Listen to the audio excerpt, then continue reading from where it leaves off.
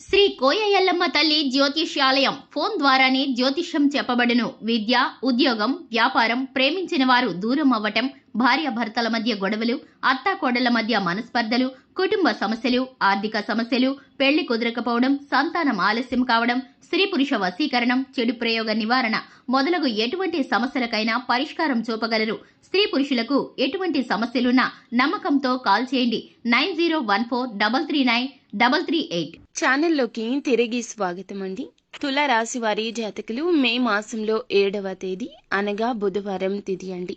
ఈ రోజున తులారాశి వారి జాతకులు మీ గుండె ఫాస్ట్గా పరిగెడుతుంది. వీళ్ళు తిరిగి వస్తున్నారు మీ జీవితంలోకి. వాళ్ళు ఎవరో తెలిస్తే గనక మీ కాళ్ల కింద భూమి కంపించిపోతుంది. ఏం జరగబోతుంది, ఎందుకు వస్తున్నారు, ఎవరు వస్తున్నారు, ఏం చేయడానికి వస్తున్నారు తదితర అన్ని వివరాలు కూడా వీడియోలో అయితే తెలుసుకుందాము. ముందుగా వీడియో మీకు నచ్చితే తప్పకుండా లైక్ చేయండి. మీ లైక్ మాకెంతో సపోర్ట్ అండ్ ఎంకరేజ్మెంట్ గా ఉంటుంది. ఇక ఆలస్యం అనేది ఏ మాత్రం లేకుండా మనం ఈ వీడియోలోకి వచ్చేద్దాము. ముక్కుసూటితనము, ఖచ్చితత్వమైన మాట తీరు, మొహమాటం లేకుండా మాట్లాడే తత్వము, ఏ విషయాన్ని అయినా సరే 1కి 10 సార్లు ఆలోచించి కూలంకషంగా నిర్ణయాలు తీసుకునే తత్వము ఈ రాశి జాతకులకు పుట్టుకతోనే వచ్చింది. చాలా మంచివారండి. చాలా మొండివారు కూడాను. కొద్దిగా అమర్యాదగా మాట్లాడుతూ ఉంటారు కొన్ని సందర్భాల్లో.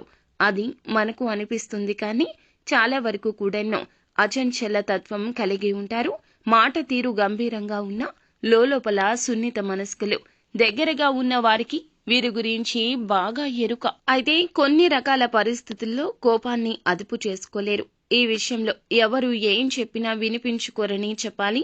కోపం తెప్పించి ఇరిటేషన్ కలిగించే అంశాలు కొన్ని రకంగా శత్రువులకు ఉపయోగపడతాయని చెప్పొచ్చు.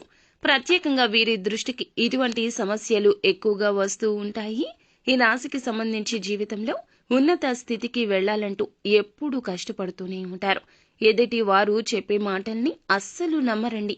వీరు సొంతంగా తెలుసుకుంటేనే వీరు మనశ్శాంతిగా సాటిస్ఫై అవుతారు. కుటుంబ సభ్యుల సలహాలు, సూచనలు, జీవిత భాగస్వామి ఇచ్చే సూచనలు, సలహాలు మనసులో పెట్టుకుని ఆలోచించి సొంతంగా నిర్ణయం తీసుకుంటారు. స్వయం కృషితో పైకి రావాలనే తపన ఎక్కువగా ఉంటుంది.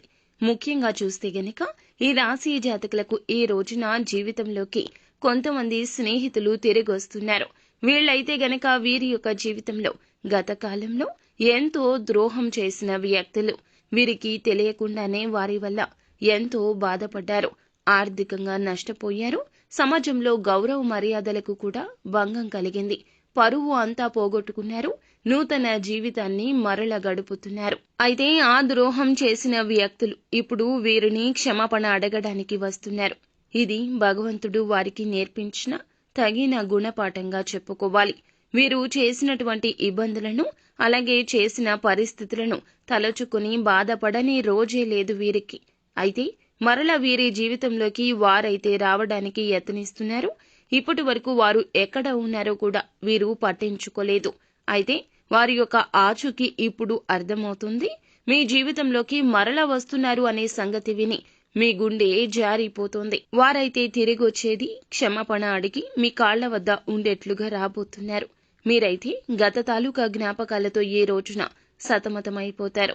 వారితో పొందిన ఆ అనుభూతులతో మీ యొక్క గుండె జారిపోతుంది. విరోధమైన పరిస్థితులను తలచుకుని మీ గుండె ఫాస్ట్ గా పరిగెడుతుంది. మీరైతే గనక కాలం నుంచి వెనక్కి వెళ్లి ఆలోచిస్తుంటారు. గతాన్ని గుర్తు తెచ్చుకుంటారు.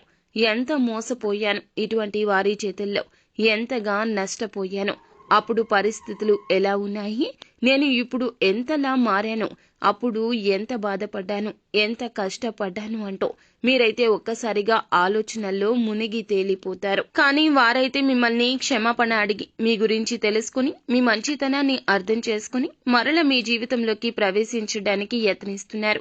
వారు ప్రయత్నించే ప్రయత్నాలు అన్నీ కూడా మీకు నమ్మకం కలిగే విధంగా ఉన్నా కానీ, లేదంటే వారి యొక్క మార్పు నిజమైంది అయితే కానీ మీరు వారిని ఆహ్వానించవచ్చు.